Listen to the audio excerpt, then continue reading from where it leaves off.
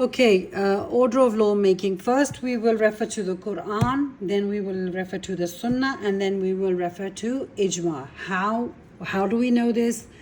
Because it's mentioned in the Quran, Ya ayyuhalladhina amanu, atiyullah wa atiyu rasul. O believers, obey Allah. So when we are obeying Allah, it means obeying the Quran. And then it is mentioned, wa atiyu rasul. When we are obeying atiyu rasul, it means obeying the Sunnah. And then wa ulil amr minkum, and then when the ulil amr, the people of authority amongst you, refers to ijma, because the people of authority, the scholars, they are going to they will decide a matter, and then you refer to them. So messenger, O believers, obey Allah and obey the messenger and those in authority amongst you. Should you disagree on anything, then refer it to Allah and his messenger. If you truly believe in Allah and the last day, this is the best and the fairest resolution. So any order, any law, any discussion, any decision, any judgment that you have to make will be referred to the Quran, Sunnah, and then Ijma. Okay, the next slide. The relation with the Hadith, the Quran's relation with the Hadith. I can hear somebody's mic is open. Can you please turn it off so that I can't hear what's coming from your way? किसका mic है? अजान की आवाज़ है ना? अजान की आवाज़ इसकी Jummah. Okay, the Quran's relation with the Hadith. Who has their mic open? Could you please turn off your mic? Okay, thank you. So first we talked about the Quran and how it is used for legal ruling, jurisprudence, Islamic thought. The Quran's relation with the Hadith. Now, how is the Quran related with the Hadith? Together, the Quran and Hadith are the primary sources of law. In other words, they are primary. We are going to go to those first.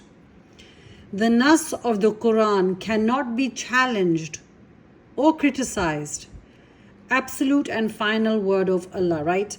In other words, if there's a hadith that comes and challenges the Nas of the Quran, what was the Nas of the Quran? Any commandment of the Quran, that hadith was never accepted, basically. Remember in the scrutiny of hadith, authentic hadith, what was one condition? That the hadith should not contradict the Quran.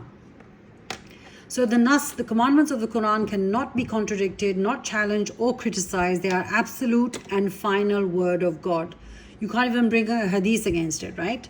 Now the hadith, how is it used? How is it related to the Quran? The hadith is used to interpret the Quran.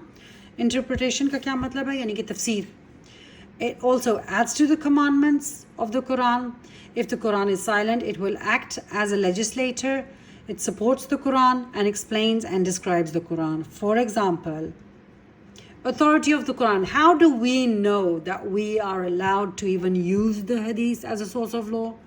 Who gave us this right to use the hadith as a source of law? This right, this authority of the hadith has been given in the Quran, Surah Al-Nur, verse number 54. قُلْ أَتِيُوا اللَّهَ وَأَتِيُوا الرَّسُولَ. Say, obey Allah and obey the messenger. So if I'm obeying Allah, I'm obeying the Quran, and if I'm obeying the messenger, then I am obeying his hadith, because that's the only way I can obey him, by obeying his hadith. So it is Allah who has given us the authority and the hadith authority to be acted upon. Now, interpretation of the Quran. Asbab-e-nuzul. The reason, context of revelation in interpretation. The hadith tells us the asbab-e-nuzul, the sabab of a revelation, the reason behind a revelation. For example, if some revelations came in the time of the Battle of Badr, the hadith tells us that, okay, this was narrated at the time of, this was revealed at the time of Badr. Okay, the time period when revealed. This also is like this. If I have given you an example, this is a discharge from all obligations by Allah and His Messenger to the polytheists you believers have entered into treaties with. Now, This second, first I gave you the reason, asbab nuzul, the reason for why something is revealed. Now the time period is also narrated by the hadith. Now this verse that I have here, this was revealed after the breach in the Treaty of Hudaybiyah. Because remember, they had a treaty with the polytheists, the Makkans at that time, at Hudaybiyah, and when it was breached by the Banu Bakr in Makkah, then these verses were revealed. So even the time period for a revelation, that is also told to us via hadith. Now, adds to the commandments. The Quran adds to, the hadith adds to the commandments of the Quran. In the Quran, the Quran commands haram. Innama harama alaykum al-maytata wa dama wa lahm al-khinzir. He has only forbidden to you to eat carrion, blood, and swine. What is carrion? Carrion is dead meat. Blood is blood, and swine is lahm al-khinzir, in other words, pig's meat. And then to add to this commandment, the hadith states, every predator possessing fangs is forbidden to eat. Now, I've also got the meaning of fangs. A long sharp tooth, such as one by which an animal's prey is seized and held or torn, like canines basically.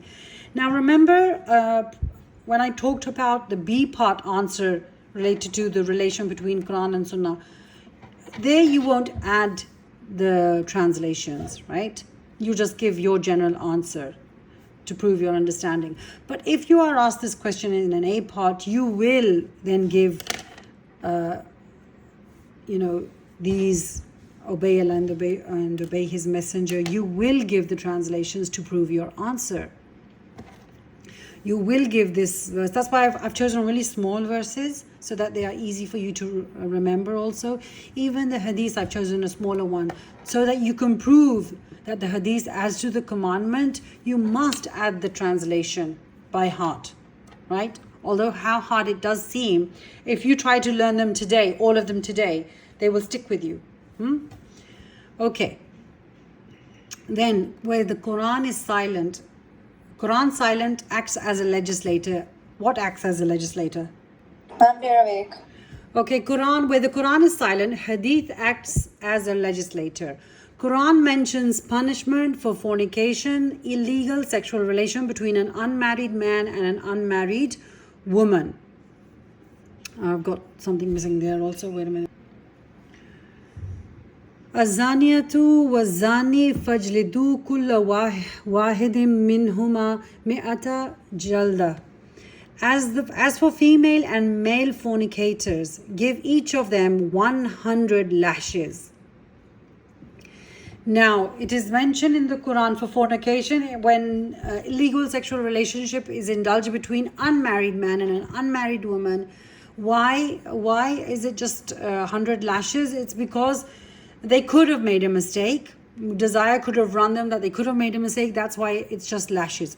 But adultery, in other words, illegal sexual relationship between a married man and, he steps out of his marriage and has an illegal sexual relationship with another woman out of his marriage, or if it's the woman who is stepping out of her legal nikah and having an illegal sexual relationship with someone out of her marriage, that is called adultery. So both the terms are different. Fornication, adultery are two different terms.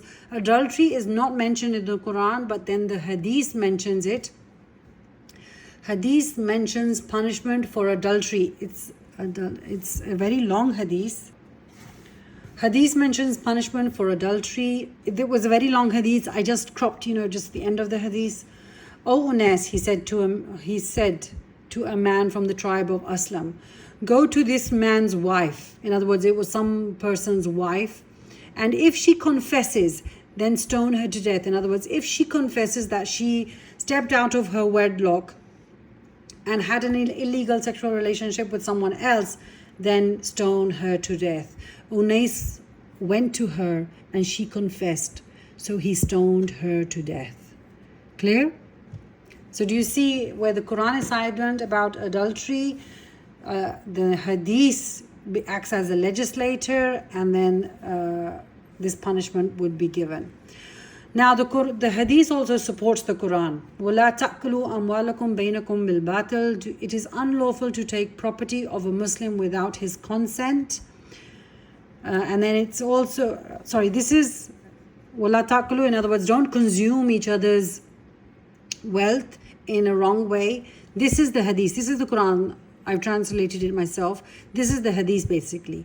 It is unlawful to take property of a Muslim without his consent. So do you see how this, the second, the one in English, is supporting the above? I'll add the translation later. وَلَا تَأْكُلُوا, so don't eat or don't consume amwalakum, your mal, your wealth, بينكم, between each other, bilbatil, in the wrong way, in other words, in a corrupt way. So can you see this verse is supported by this hadith? Now the Quran, the hadith also explains and describes the Quran, explains and describes. Salah is mentioned in the Quran, established prayer. Then the hadith supports it or explains it by saying, the Prophet said, pray as you see me praying. And then we have various hadiths in which we have mentioned about the proper ruku formation, the sajda position, the wordings and the du'as that we are supposed to use during our salah are all mentioned via hadith. So the simple act of salah is explained and described via hadith. That's Quran and hadith.